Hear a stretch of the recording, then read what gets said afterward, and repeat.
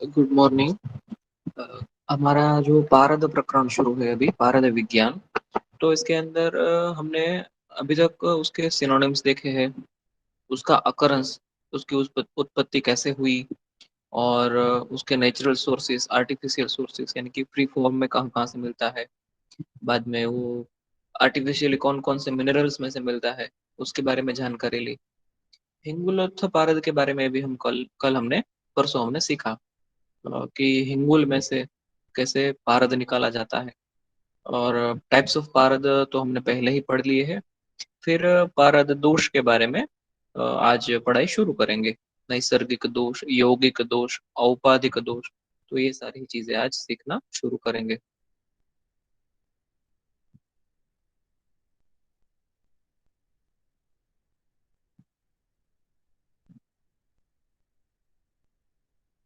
तो ये जो है, ये आपको दिख रहा है मर्क्यूरी, है ना। आपने बहुत बार देखा है कितना अच्छा सिल्वर सिल्वर कलर और शाइनिंग ऐसा मेटल है। लेकिन ये तो प्योर है इसलिए ऐसा दिख रहा है। तो बहुत बार ये प्योर नहीं होता, तो उसको प्यूरिफिकेशन करना पड़ता है, उसको शुद्ध बनाना पड़ता है। और उसका शोधन भी हम आगे सीखने वाले हैं। लेकिन होता क्या है ऐसा कि ये प्योर नहीं होता, ये इम्प्योर होता है, इम्प्योरिटीज होती है इसके अंदर, है ना।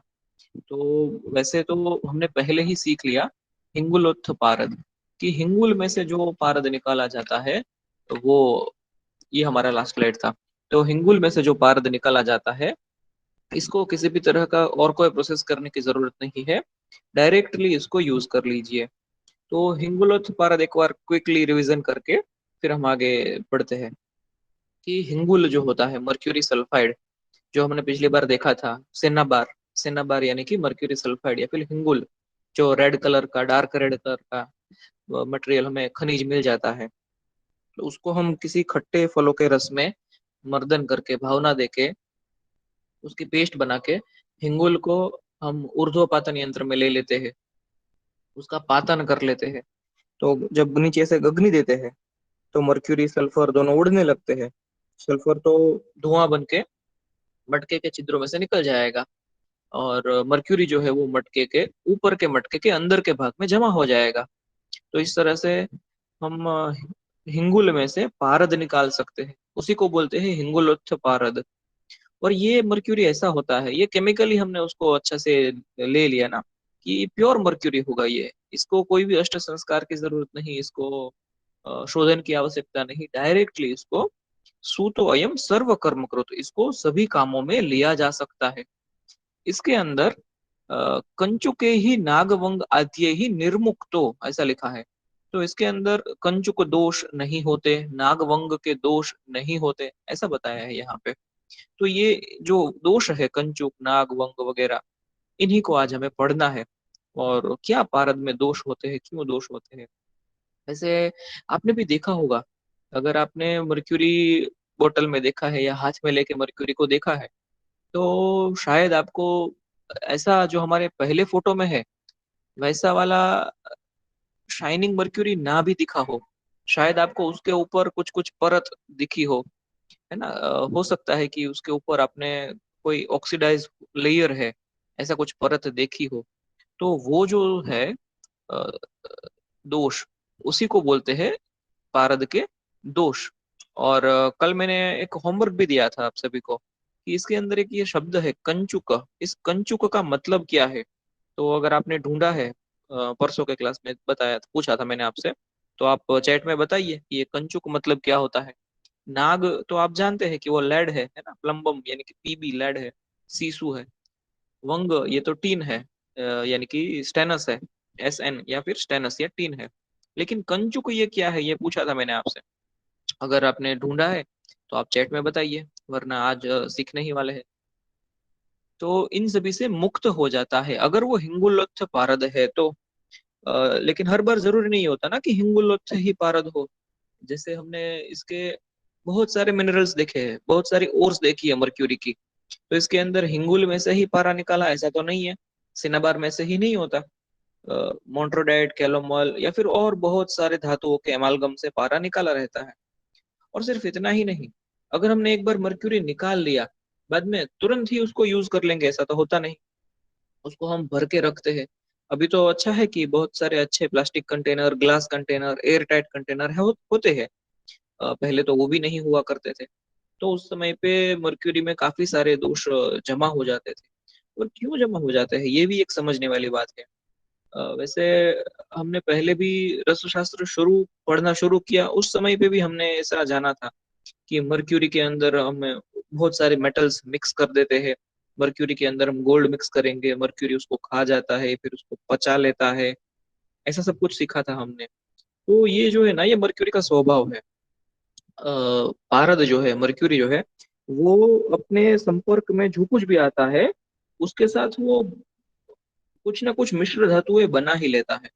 अगर उसके साथ में संपर्क में आता है धातु, तो उसके साथ मिश्र धातु बना लेता है। अगर उसके साथ संपर्क में आता है अधातु, तो भी वो उसके साथ कुछ ना कुछ संयोजन बना लेता है। वो रिएक्टिव है, बहुत ही रिएक्टिव है मर्क्यूरी। और अगर उसके साथ कुछ वायु संपर्क में आते हैं, जैसे कि ऑक्सीजन, क्लोरीन, या फिर हेलोजन, या कोई भी हेलोजन ग्रुप के, तो वो भी उसके अंदर समा लेता है। मर्क्यूरी जो है ना, वो सारी चीजों को अपने अंदर समा लेता है। बहुत सारी चीजों को, कुछ को आसानी से, कुछ को मुश्किल से, कुछ को टेम्परेचर और प्रेशर की मदद से, लेकिन मर्क्यूरी के अंदर सब कुछ चला जाता है। तो ये सब चीजें जो है मर्क्यूरी को कॉन्टेमिनेट कर देती है, पारद को ये दूषित कर देती है, कंटेमिनेशन हो जाता है इसके अंदर। तो हमें ऐसा पारद तो यूज नहीं करना है। हमें तो प्योर मर्क्यूरी ही यूज करना है। 8 संस्कार किया हुआ पारद, 8 संस्कारित पारद हमें यूज करना है दवाई बनाने के लिए। और ऐसी दवाइयों का हमें हमारी प्रैक्टिस में यूज करना है। क्योंकि मर्क्यूरी के दोष को अगर दूर कर देंगे, तो गुण बहुत सारे हैं उसके अंदर। ये शीघ्रगामी है, ये सूक्ष्म स्रोतोगामी है, तुरंत ही सभी बीमारियों को ठीक कर देता है। हमारी संहिताओं में लिखा है कि ये असाध्य है। ऐसी ऐसी बीमारियों को भी पारद युक्त दवाई, रस शास्त्र की दवाइयाँ ठीक कर देती है। और हमने शुरू में ही पढ़ा है ना, कि रस शास्त्र का इम्पोर्टेंस क्या है, रस शास्त्र की दवाइयाँ कैसे तुरंत ही ठीक कर देती है बीमारियों को, कैसे वो अ, असाध्य बीमारियों को भी ठीक करने की क्षमता रखती है। तो उसके लिए हमें हमारा बेस, हमारा जो मूलभूत है, जो इंग्रेडिएंट मर्क्यूरी या पारद, वो तो चाहिए। और वो दोष युक्त नहीं चाहिए, वो हमें चाहिए शुद्ध। तो उसके अंदर क्या क्या दोष होते हैं पारद के अंदर, वो आज समझेंगे।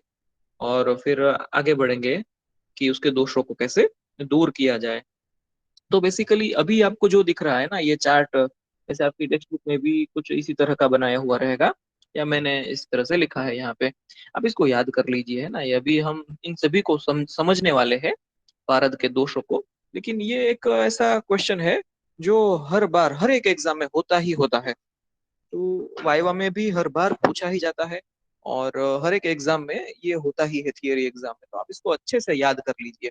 और उससे भी ज्यादा जरूरी है, आप इसको समझ लीजिए। तो अभी जो है इसके अंदर, पारद के अंदर बेसिकली 3 प्रकार के दोष होते हैं।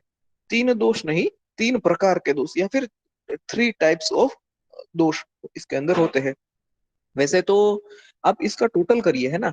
विष, वहनी, मल, तो ये 3 हो गए।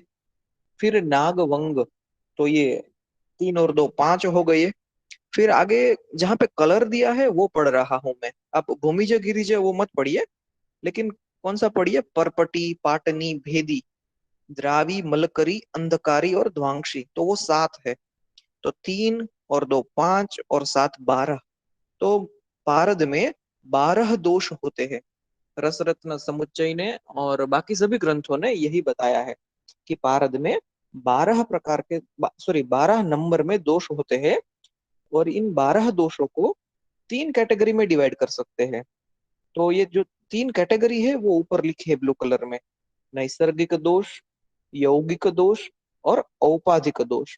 और इसी को बोला है सप्त कंचुक दोष। अब ये कंचुक जो है ना, कंचुक शब्द संस्कृत है।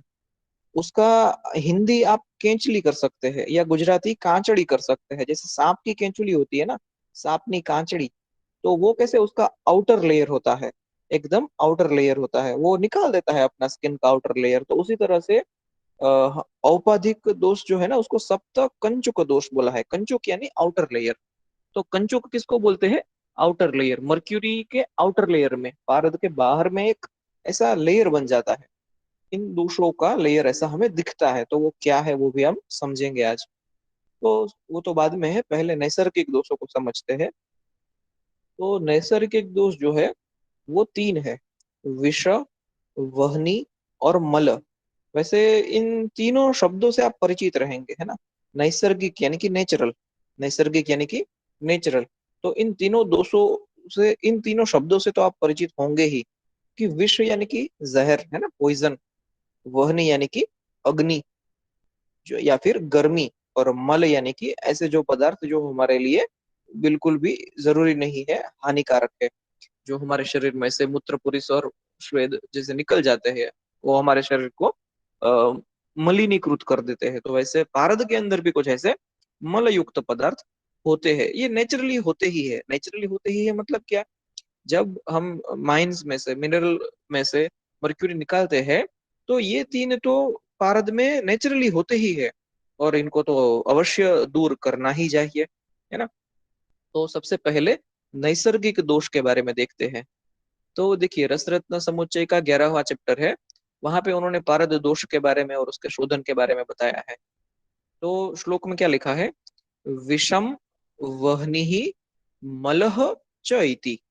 पहली लाइन है विषम वह्नि मलह च इति। तो विष, वह्नि और मल, ये तीन, ये तीन दोषः नैसर्गिकाः त्रयः। तो ये तीन दोष जो है वो नैसर्गिक है, ये नेचुरली ही पारद में होते ही है। इसको कहीं से बाहर से ऐड किया है, मर्क्यूरी ने कहीं से एक्वायर कर लिया है, ऐसा नहीं है। ये तो पारद में होते ही है। मर्क्यूरी, अगर हम समझ लीजिए, हमने किसी अच्छी कंपनी का, जैसे कि एक बहुत अच्छी कंपनी है जर्मनी की, सिग्मा अल्ड्रिच, तो वहां से हमने 99.9% प्योर मर्क्यूरी खरीदा, तो वहां पे नहीं होगे, क्योंकि उन्होंने शोधन किया है। वरना अगर नेचर में से हमने मर्क्यूरी लिया है, तो ये तीन दोष उसके अंदर होंगे ही होंगे। तो विष वहनी मलश्चेति दोषाः नैसर्गिकास्त्रयः रसे, रसे यानी कि पारद में। तो ये करते क्या है? तो ये हेतवह यानी कि कारण बनते हैं, क्रमानुसार दिए है।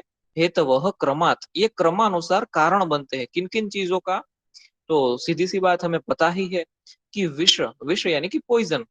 तो अगर पॉइजन कंज्यूम करेंगे तो मर जाएंगे, है ना। किसी भी सजीव की, मनुष्य की या किसी भी सजीव की डेथ हो जाएगी, मृत्यु हो जाएगी। तो रसे आगे है विषम, तो क्रमात पहला है मरण। तो विष दोष से मृत्यु हो जाएगी। अगर हमने ऐसा विष दोष वाला पारद कंज्यूम कर लिया, तो मृत्यु हो जाएगी, सीधी सी बात है। तो उसमें से विष दोष को दूर करना चाहिए। तो विष दोष जो है वो कैसे दूर होता है? पारद के सामान्य शोधन में दूर होता है, क्या विशेष शोधन में दूर होता है, या पारद के संस्कार में दूर होता है? वो कैसे दूर करना है इसको, ये भी हम आगे सीखने वाले हैं। लेकिन अभी इतना याद रखिए कि नेचुरली ही पारद में विष दोष होता है, उसी से मृत्यु होती है। और आज के समय में सभी जगह पे मर्क्यूरी को पॉइजन ही मानते हैं ना। मर्क्यूरी पॉइजनिंग, ये WHO ने इतना बड़ा कंसर्न बना के रखा है ना। तो ये मर्क्यूरी में पॉइजन होता ही है। और ऐसे ही मर्क्यूरी कभी भी यूज नहीं करना चाहिए, कभी भी कंज्यूम नहीं करना चाहिए। खास करके ये नेजल रूट से, नाक के रास्ते से तो अंदर जाना ही नहीं चाहिए, वरना डेथ निश्चित है। तो मर्क्यूरी के अंदर विष दोष या पॉइजन होता ही है, और वो मृत्यु कारक ही होता है। ऐसा कुछ नहीं है बताया कि इससे मूर्छा हो जाती है, वो तो मल दोष से बताई है। तो उसके अंदर विष दोष होता है जिससे मृत्यु हो जाती है। आगे है वहनी। तो वहनी के बारे में लिखा है, मरण के बाद क्या लिखा है? संताप। तो संताप यानी कि बहुत ही ज्यादा दाह हो जाता है शरीर में। आपने ज्वर रोग पढ़ चुके हैं ना, आप लोग ज्वर रोग पढ़ चुके हैं रोग निदान में। तो आपने ज्वर रोग में भी ये शब्द सीखा है, संताप, है ना। ये ज्वर जो है कैसा होता है? वो शरीर को, मन को, इंद्रियों को संताप देता है, ऐसा ज्वर आपने निदान, रोग निदान में पढ़ चुके हैं। तो वैसे ही यहाँ पे भी ये शब्द आता है, संताप। तो पारद के अंदर वहनी दोष होता है, वहनी यानी कि अग्नि। तो पारद के अंदर बाय डिफॉल्ट नेचर से ही वहनी दोष होता ही है, और वो जो है शरीर में दाह उत्पन्न करता है। अगर हमने अशुद्ध पारद का सेवन किया, इम्प्योर मर्क्यूरी को हमने दवाई बनाने में उपयोग में लिया, हम रसशास्त्र की दवाई बना रहे हैं, तो उसमें मर्क्यूरी भी लगती है। तो मर्क्यूरी को हमने अगर शुद्ध नहीं किया, अशुद्ध मर्क्यूरी लेकर, अशुद्ध पारद लेकर ही अगर हमने दवाई बना ली, तो उसमें विष दोष के साथ वहनी दोष होगा। अगर वहनी दोष होगा तो वो शरीर में संताप यानी कि दाह उत्पन्न करेगा, बहुत ज्यादा जलन होने लगेगी पूरे शरीर में, आंखों में, पेशाब में, स्किन में, पेट में, गले में, सब जगह पे बहुत ही ज्यादा दाह या संताप होने लगेगी। तो ये वहनी दोष पारद में नेचुरली होता ही है। और फिर आगे है मल, विषम वहनी मल, तो मल से मूर्छा हो जाती है। तो पारद में नैसर्गिक नेचुरली ही मल दोष भी होता है, पारद के अंदर ये मल दोष भी होता है, तो उससे मूर्छा हो जाती है। यानी कि अगर हमने अशुद्ध पारद का सेवन किया, मल दोष युक्त पारद का सेवन किया, तो उससे मूर्छा हो जाएगी। अभी मूर्छा यानी कि आप समझते हैं ना, बेहोशी हो जाना, फेंटिंग, तो मूर्छा हो जाती है शरीर में, मनुष्य के शरीर में मूर्छा हो जाती है। तो ये तीन पारद के नैसर्गिक दोष है, आप इसको याद रखिए, विश्व वहनी मल, और इन सभी को ना आप क्रमानुसार ही याद रखिए, जिस क्रम में बताया गया है उसी क्रम में याद रखिए, तो आपको याद रखने में भी बहुत ही आसानी हो जाएगी कि पारद में तीन दोष होते हैं, नैसर्गिक दोष, विश्व वहनी मल, और उसी से क्रमानुसार या तो मृत्यु या फिर संताप या फिर मूर्छा हो जाती है। तो ये पारद के नैसर्गिक दोष है, नेचुरली जब हम कुदरत में से मर्क्यूरी को लेते हैं तो ये दोष उसमें होते ही होते हैं, और इनको दूर करना है, इसका शोधन करके, इसका संस्कार करके पारद को इन दोषों से मुक्त करना है। फिर आगे बढ़ते हैं यौगिक दोष। तो देखिए यौगिक दोष दो प्रकार के हैं, नाग और वंग। अभी आप इन दोनों को जानते हैं, नाग और वंग को आपने प्रैक्टिकल किए हैं, तब लैब में आए थे तो देखा है, वरना और भी कहीं आपने अपनी केमिस्ट्री के लैब में देखा ही होगा, स्कूल में पढ़ते हैं तब भी देखा होगा, लेड और टीन को। नाग यानी कि लेड, ये नाग को लेड क्यों कहते हैं, सॉरी, ये लेड को नाग क्यों कहते हैं, ये आप जानते हैं क्या? आप, अगर आपको पता है, मैंने शायद एक आध दो बार बताया होगा कि लेड जो है, सीसू जो है, उसको नाग क्यों कहते हैं। अगर किसी को पता है तो चैट में बताइए कि लेड, प्लम्बम, उसको नाग क्यों बोलते हैं। अ, फिर टीन है, उसका नाम वंग है। तो ये जो है, इसके अंदर, पारद के अंदर यौगिक यानी कि मिलाए जाते हैं। योग, योग यानी क्या, वैसे तो हम योगासन भी योग करते हैं ना, तो योग जो है, योग यानी कि जोड़ना बेसिकली। योगासन में जो योग करते हैं, अष्टांग योग, स्वस्थ रूप में आपको आएगा नेक्स्ट ईयर, तो उसमें तो क्या होता है कि शरीर और शरीर को आत्मा से मिलाने का काम होता है अष्टांग योग। लेकिन यहाँ पे योग यानी कि जोड़ना, तो कैसे जोड़ना, तो इसके अंदर, मर्क्यूरी के अंदर कुछ जोड़ देते हैं, उसके अंदर कुछ मिक्स कर देते हैं। तो मर्क्यूरी के अंदर जब नाग या वंग यानी कि लेड या टीन, आप इसकी संज्ञाएं भी याद रखिए, लेड यानी कि पीबी, प्लम्बम, और टीन यानी कि एस एन, स्टेनस, स्टेनस या स्टेनम, तो उसको टीन बोलते हैं या नाग वंग। जब इसके अंदर मिक्स कर दिए जाते हैं बाहर से, अगर वो कुदरती ही मिक्स हो जाते हैं या फिर बाहर से, बहुत बार बाहर से मिक्स कर दिए जाते हैं, जो व्यापारी लोग होते हैं वो क्या करते हैं कि टीन या लेड जो होता है उसको मर्क्यूरी के अंदर मिला देते हैं, अपने सिर्फ और सिर्फ कॉमर्शियल बेनिफिट्स के लिए। टिन और लेड जो है ना, वो कीमत में सस्ता होता है, और ये ऐसी धातुएं है, ये बहुत ही आसानी से पारद में मिक्स हो जाती है। अगर आपको सोना चांदी मिक्स करना होगा तो पारद को अष्ट संस्कारित करना पड़ेगा। अगर आपको लोहा या तांबा, आयरन या कॉपर मिक्स करना होगा तो बहुत बहुत मेहनत लगती है, आसानी से मिक्स नहीं हो जाता आयरन या कॉपर। गोल्ड या सिल्वर जो है वो भी अष्ट संस्कारित करने के बाद मिक्स हो जाता है आसानी से, उससे पहले उतना आसानी से मिक्स नहीं होता। लेकिन ये टिन और लेड ऐसी धातुएं हैं जो मर्क्यूरी में बहुत ही आसानी से मिक्स हो जाती है, तुरंत ही उसमें अंदर चली जाती है। मतलब आप देखेंगे कभी, कि मैं आपको कुछ वीडियो की लिंक्स भेजूंगा यूट्यूब की, तो आप उसमें देखिए कि मर्क्यूरी और लेड, मर्क्यूरी और टीन जो है वो कितना आसानी से मिक्स हो जाते हैं, मिक्स हो जाते हैं मतलब पारद उसको खा लेता है। वो टिन और लेड जो है ना, वो पारद के अंदर चले जाते हैं, हमें तो दिखता है कि ये तो मर्क्यूरी ही है, ऐसा बाहर से पता नहीं चलता कि इसके अंदर लेड भी है क्या, इसके अंदर टीन भी है क्या।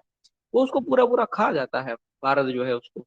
तो टीन और लेड पारद के गर्भ में चले जाते हैं, पारद के अंदर चले जाते हैं, लिक्विफाई होके मर्क्यूरी के अंदर ही रहते हैं। ये जो मर्क्यूरी है ना, आप ये आगे हमने देखा था, इसको याद रखिए, इसकी अणु संरचना को। तो इसके जो बाहर के जो दो इलेक्ट्रॉन्स है ना, वो कोवेलेंट बॉन्ड बॉन्ड बना लेते हैं दूसरी धातुओं के साथ, वो कोवेलेंट बॉन्ड या मेटालिक बॉन्ड बना लेते हैं। और वो इतनी आसानी से एनगल्फ कर जाता है मर्क्यूरी बाकी की धातुओं को, कि हमें पता ही नहीं चलता कि उसके अंदर और भी कुछ धातुएं हैं। हमें नेकेड आई से, नरी आंख से देखने पे तो ऐसा ही लगता है कि ये तो सिर्फ मर्क्यूरी है, इसके अंदर और कुछ है ऐसा पता चलता ही नहीं। लेकिन उसके अंदर लेड हो सकता है, उसके अंदर टीन हो सकता है, ऐसा उसके अंदर में हो सकता है। और हो सकता है नहीं, मार्केट में ऐसा मिलता ही है, ऐसा ही मिलता है मार्केट में। हाँ, अगर आपने किसी रेप्यूटेड कंपनी से, जैसे मैंने अभी नाम बताया कि सिग्मा अल्ट्रिच से, जर्मनी की कंपनी है, तो वहां से हम बहुत सारा मर्क्यूरी खरीदते हैं।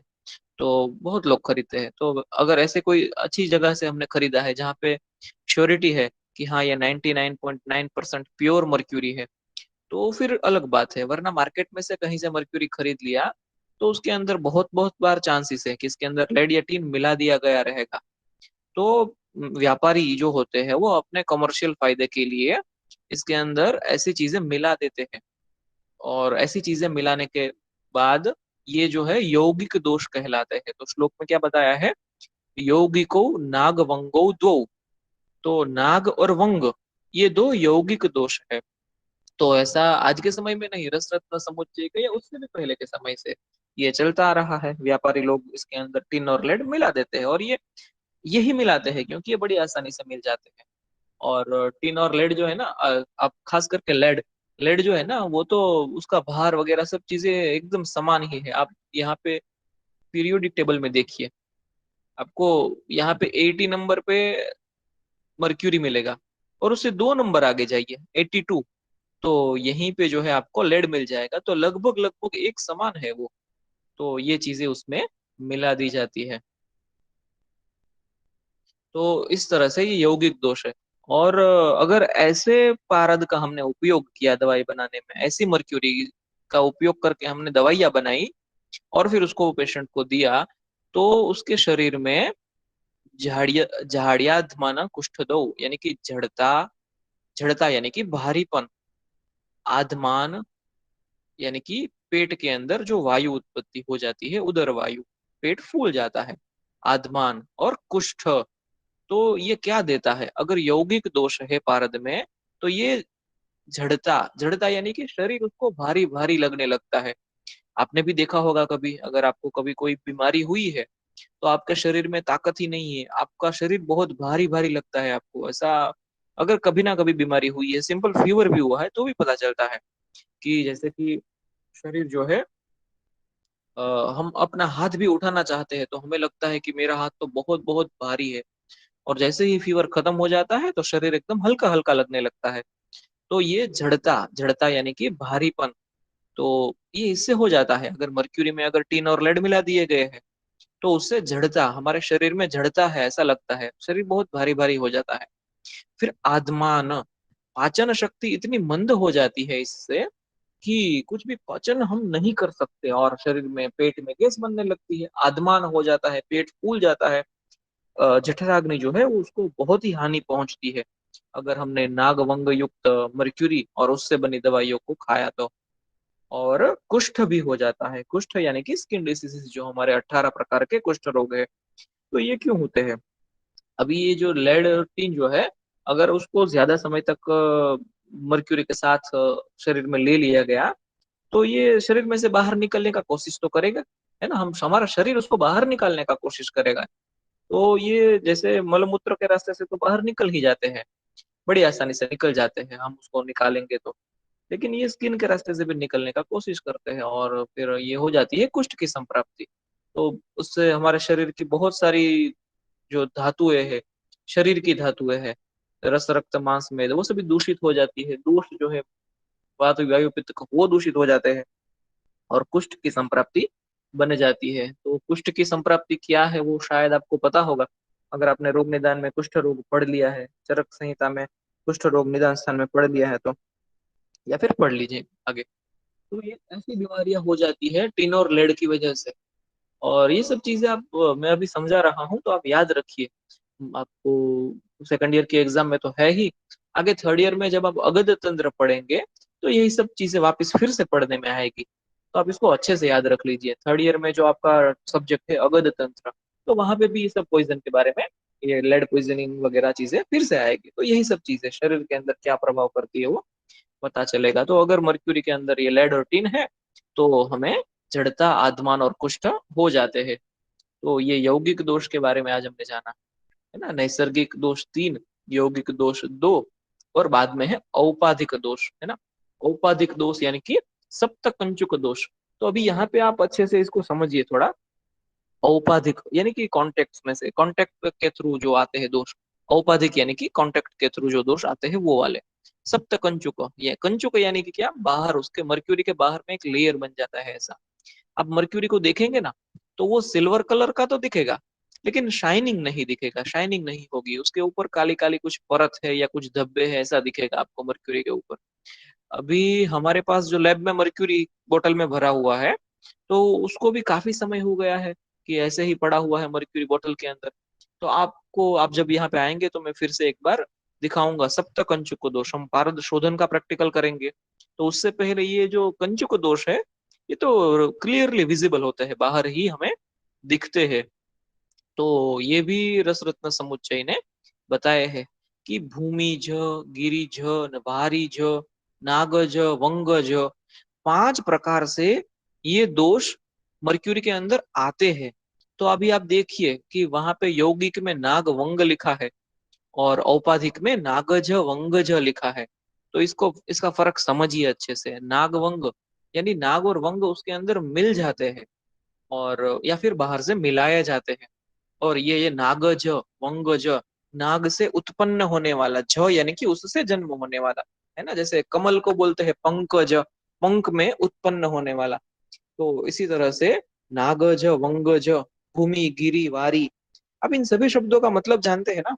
भूमि यानी कि जमीन, गिरी यानी कि पर्वत, पर्वत की जो चट्टाने होती है, पत्थर, पर्वत के जो पत्थर होते हैं। बाद में वारी, वारी यानी कि पानी, है ना। आप जानते हैं वारी शब्द समानार्थी शब्द है वाटर का, पानी का। वारी यानी कि पानी। तो जमीन, जमीन यानी कि जो हमारी सरफेस पे जो जमीन होती है, जो मिट्टी होती है वो। फिर गिरी, गिरी यानी कि जो पर्वत होते हैं। फिर वारी यानी कि पानी, नाग यानी कि लेड, और वंग यानी कि टीन। तो इन 5 सोर्सेस में से इसके अंदर दोष उत्पन्न होते हैं। तो मर्क्यूरी जो है वो इनके कांटेक्ट में आता है, तो इसमें दोष उत्पन्न होते हैं। और इसमें जो है 5 सोर्सेस में से 7 प्रकार के दोष उत्पन्न होते हैं। तो भूमि से, गिरी से, वारी से, ये परपटी, पाटनी, भेदी, ये दोष उत्पन्न होते हैं। और नाग और वंग इन दोनों से दो दो दोष उत्पन्न होते हैं। तो नाग से जो है द्रावी मलकरी दोष उत्पन्न होते हैं, और वंग से जो है अंधकारी और ध्वांशी दोष उत्पन्न हो जाते हैं। तो अभी इसके बारे में देखते हैं। तो रसरत्न समुच्चय ने आगे बोला है, ये सब क्रमानुसार ही है ना। अब इसके रेफरेंस देखेंगे ना, तो देखिए ये रसरत्न समुच्चय 11वां चैप्टर 20वां श्लोक, फिर 21वां श्लोक, फिर 22वां श्लोक। तो ये क्रमानुसार ही है, आप इसको इसी क्रम में याद रखिए। तो औपाधिकाः पुनः च अन्ये, औपाधिकाः पुनः च अन्ये, तो इसमें और भी कुछ दोष होते हैं जो औपाधिक दोष कहे जाते हैं। कीर्तिताः सप्तकंचुकाः, कीर्तिताः, इसको इसे ऐसे ही जाना जाता है, सप्तकंचुकाः, 7 कंचुक के नाम से जाना जाता है इसे। और इसके नाम बताए हैं आगे। भूमिजा, गिरिजा, वारिजा, द्वे च द्वे नागवंग छे। तो भूमि, भूमिज एक दोष है, गिरिज एक दोष है, वारिज एक दोष है, और नागवंग के दो दो दोष है, द्वेचदे नागवंगज, नागज, नागज और वंगज, दो दो दोष है। तो ये होते कैसे हैं। तो पारद के अंदर जो दोष जो है संसर्ग या संपर्क से हो जाते हैं। किसके संसर्ग संपर्क, विष्णु प्रदामृत यानी कि ऑक्सीजन। तो ये जो ऑक्सीजन या O2 है, आप ऑक्सीजन को जानते हैं, उसको संस्कृत में बोलते हैं विष्णु पदामृत। आपने शायद फर्स्ट ईयर में इसका श्लोक भी पढ़ा होगा, विष्णु पदामृत वाला है। तो आपको ये नाम भी याद रखना है, विष्णु पदामृत यानी कि ऑक्सीजन। तो उसके संपर्क से इसमें औपाधिक दोष हो जाते हैं। इसको सप्त कंचुक दोष भी बोला जाता है, क्योंकि ये दोष जो है ये कंचुक के जैसे होते हैं। कंचुक यानी कि केंचली के जैसे। सांप की कैसे केंचली होती है, सांप का स्किन का आउटर मोस्ट लेयर, तो ऐसे पारद का भी एक आउटर मोस्ट लेयर बन जाता है, इसलिए इसको कंचुक दोष, या ये सात है तो सप्त कंचुक दोष कहा जाता है। अभी मर्क्यूरी के, अभी समझ लीजिए मर्क्यूरी है ना, तो मर्क्यूरी का ऑक्सीजन के साथ संसर्ग होगा या संपर्क होगा तो मर्क्यूरी ऑक्साइड बनेगा ना, सीधी सी बात है। मर्क्यूरी का ऑक्सीजन के साथ संपर्क होगा तो मर्क्यूरी ऑक्साइड बनेगा। लेकिन यहाँ पे मर्क्यूरी ऑक्साइड की बात नहीं है। आप इसको अच्छे से समझिए, अच्छे से याद रखिए कि यहाँ पे मर्क्यूरी ऑक्साइड की बात नहीं है। अगर मर्क्यूरी को ही ऑक्सीडेशन करना होता तो मर्क्यूरी ऑक्साइड बन जाता, और उसमें भी कोई प्रॉब्लम नहीं है ना, मर्क्यूरी ऑक्साइड होता है, हर एक चीज के ऑक्साइड हो जाते हैं। आयरन जो है, लोहा जो है, उसको भी हवा का संपर्क लगता है ऑक्सीजन का, और उसका भी ऑक्साइड बन जाता है, जिसी को हम काट या जंग बोलते हैं, है ना, जिसी को भी हम रस्ट बोलते हैं। लोहे का जंग या आयरन का रस्ट, लोहानो काट ऐसे बोलते हैं। तो वो तो रहता है तो वो आयरन ही रहता है। वैसे मर्क्यूरी ऑक्साइड बन गया तो वो रहता तो वो मर्क्यूरी ही है। लेकिन ऐसा नहीं है, यहाँ पे दोष की बात है। तो भूमिज अभी क्या है, अभी आप उसको थोड़ा अच्छे से समझिए कि मर्क्यूरी जब जो है वो भूमि के कांटेक्ट में आता है, जमीन के अंदर रहता है ना, तो जमीन के अंदर तो मिट्टी भी होती है। मर्क्यूरी एक मिनरल है, जमीन के अंदर से हम निकालते हैं, तो उसके अंदर मिट्टी भी होती है। तो जमीन के अंदर की जो मिट्टी है, इसके संपर्क में जब मर्क्यूरी आता है from the contact of clay, clay यानी कि मिट्टी, तो जमीन की अंदर जो मिट्टी है उसके संपर्क में जब मर्क्यूरी आता है तो कुछ ना कुछ चीजें मर्क्यूरी के साथ मिल जाती है मिट्टी में से। आपको पता है मर्क्यूरी का स्वभाव है कि वो हाईली रिएक्टिव है, वो जो भी चीज मिलती है उसको खा जाता है, मर्क्यूरी के अंदर समाहित हो जाता है। तो मिट्टी में से भी कुछ ना कुछ चीजें मर्क्यूरी में समाहित हो जाती है, उसे बोलते हैं भूमिज। फिर गिरिज, गिरी यानी कि पर्वत के पत्थर या फिर पत्थर, तो जमीन के अंदर कुछ ना कुछ मिट्टी के साथ कुछ ना कुछ पत्थर भी होते हैं, तो मर्क्यूरी इन पत्थरों के स्टोन्स के कांटेक्ट में भी आता है, तो उसकी वजह से स्टोन में से भी कुछ ना कुछ चीजें मर्क्यूरी के अंदर आ जाती है, तो उसे बोलते हैं गिरिज। फिर है वारी, वारी यानी कि पानी, तो जमीन के अंदर पानी भी होता है, तो वो मर्क्यूरी जब उसके कांटेक्ट में आता है तो पानी भी अकेला पानी, ये प्योर H2O तो होता नहीं है ना। पानी जो होता है जमीन के अंदर, उसके अंदर भी बहुत सारे अलग अलग सॉल्ट्स होते हैं ना। पानी के अंदर भी बहुत सारी चीजें घुली हुई होती है, तो वो सब चीजें भी मर्क्यूरी के कांटेक्ट में आती है। और कांटेक्ट में आती है इसका मतलब क्या है, ये मैं बोलता हूँ क्ले के, स्टोन के, वाटर के कांटेक्ट में आती है, मतलब ये कुछ 2-5 मिनट के लिए टच होके चली जाती है ऐसा नहीं होता। ये तो हजारों सालों तक वहां पे अंदर कांटेक्ट में रहती ही है, और धीरे धीरे कुछ ना कुछ रिएक्शन होता रहता है, क्योंकि इसके अंदर बहुत सारा प्रेशर है, टेम्परेचर है, और बहुत सारा समय भी है, हजारों सालों का समय भी है। तो ये जो है पानी के अंदर जो सोल्यूबल चीज है उसके भी कांटेक्ट में आती है, वो भी मर्क्यूरी के अंदर मिल जाती है। तो फिर वो सब चीजें, फिर जमीन के अंदर भी लेड और टीन भी होते हैं, तो जमीन के अंदर तो आयरन, कॉपर, गोल्ड, सिल्वर सब कुछ होता है, लेकिन वो सब चीजें मर्क्यूरी के साथ आसानी से नहीं मिल जाती। लेड और टीन जो होते हैं वो मर्क्यूरी के साथ आसानी से मिल जाते हैं। तो जमीन के अंदर जब मिनरल के फॉर्म में मर्क्यूरी होता है, और वो जब नाग के संपर्क में, या नाग यानी कि लेड के संपर्क में आता है, वंग यानी कि टीन के संपर्क में आता है, तो कुछ ना कुछ चीजें उसके अंदर कुदरती ही मिल जाती है जमीन के अंदर। और और फिर यहाँ पे समझिए कि जब उसके अंदर ये भूमि, गिरी, वारी, नाग, वंग, ये पांच चीजें, ये पांच सोर्स जो है वो मर्क्यूरी के अंदर मिल गए, अभी उसके बाद होता क्या है। अभी आप देखिए कि मर्क्यूरी जो है ना वो बहुत ही भारी है, वो वजन में बहुत ही भारी लिक्विड है। मर्क्यूरी एक लिक्विड है और वो वजन में बहुत ही भारी है। आप सभी ने बोतल में मर्क्यूरी उठा के देखा था, तो आपको पता है कि वो उसमें वजन बहुत ज्यादा है। तो होता क्या है कि जब मर्क्यूरी इन सब चीजों को खा लेता है, भूमि, गिरी, वारी, नाग, वंग, इन सभी को खा लेता है, तब जाके मर्क्यूरी के अंदर वो रह जाती है।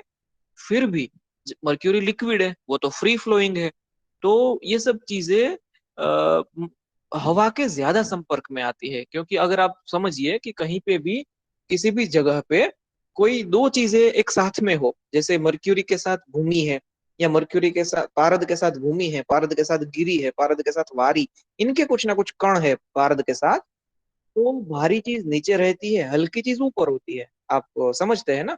समझ लीजिए पानी और तेल है तो पानी नीचे रहता है, तेल ऊपर रहता है ना? आप पानी और पारद है तो पारद नीचे रहेगा, पानी ऊपर रहेगा। हल्की चीज हमेशा ऊपर रहती है। तो यही होता है कि भूमि के कुछ कण, गिरी के कुछ कण, वारी के कुछ कण, नागवंग के कुछ कण, जब वो पारद के साथ मिक्स होते हैं, मर्क्यूरी के साथ मिक्स होते हैं, तो वो ऊपर रहते हैं, वो बाहर की सतह में रहते हैं, और मर्क्यूरी तो अंदर रहता है, नीचे रहता है। तो ये जो भूमि, गिरी, वारी, नाग, वंग, इन सब चीजों का संपर्क जो है वो ऑक्सीजन के साथ होता है। तो दोष इन पारद, यहाँ पे मैंने पारद का ऑक्सीडेशन हो ऐसा नहीं बोला है। हम क्या समझते हैं यहाँ पे? मर्क्यूरी का ऑक्सीडेशन नहीं, मर्क्यूरी का ऑक्सीडेशन भी होता है, वो तो ठीक है, लेकिन इनके साथ जो भूमि, गिरी, वारी, नाग, वंग के जो सोर्स है, उनका ऑक्सीडेशन होता है। तो यहाँ पे हमें सप्त कंचुक, पारद के ऊपर जो कोई भी चीजें देखने को मिलती है ना, कंचुक के फॉर्म में, पारद के ऊपर कुछ जैसे लेयर बन गया है, जो कुछ काली कालीमा लिए हुए, या कुछ धब्बे के स्वरूप में, कुछ अच्छा शाइनिंग ना हो ऐसा ऊपर एक लेयर दिखता है, वो सभी ऑक्साइड्स होते हैं। लेकिन वो सभी ऑक्साइड्स जो है, वो सभी ऑक्साइड्स सिर्फ मर्क्यूरी के ऑक्साइड्स नहीं होते। वो सभी ऑक्साइड्स मर्क्यूरी के अंदर जो बहुत ही कम मात्रा में ये सभी दोष जो मिले हुए हैं, भूमि, गिरी, वारी, नागवंग, इन पांचों सोर्स के जो दोष मिले हुए हैं, उनके ऑक्साइड्स होते हैं। तो मर्क्यूरी के ऑक्साइड्स होते हैं, हाँ वो तो सही है, लेकिन उसमें कोई प्रॉब्लम भी नहीं है मर्क्यूरी के ऑक्साइड होने में। लेकिन ये जो है भूमि, गिरी, वारी, नाग, वंग, इन पांचों के ऑक्साइड्स होते हैं। तो अभी नाग और वंग के ऑक्साइड्स तो हम इजीली समझ सकते हैं, है ना? नाग और वंग जो है कॉन्टेक्ट ऑफ लेड और कॉन्टेक्ट ऑफ टिन, तो इनके क्योंकि ये एक एक एलिमेंट है। नाग, ये जो है लेड एक एलिमेंट है, टिन ये एक एलिमेंट है, तो लेड ऑक्साइड, टिन ऑक्साइड हम अच्छे से समझ लेते हैं। लेकिन भूमिगिरी वारी जो है, ये तीनों के अंदर तो ना जाने कितने कितने एलिमेंट होंगे, कितने धातु है, कितने अधातु, कितने सॉल्ट्स, ना जाने क्या क्या होगा। तो वो सारी चीजें भी अपने अपने ऑक्साइड्स बनाती है। हाँ, तुरंत नहीं, 2-5 घंटे में, 2-5 दिन में नहीं, लेकिन बहुत लंबे समय तक जब ये जमीन के अंदर रहता है, तो ये ऑक्साइड्स बना लेती है, ऑक्सीजन के संपर्क में आने पे उसका ऑक्सीडेशन हो जाता है।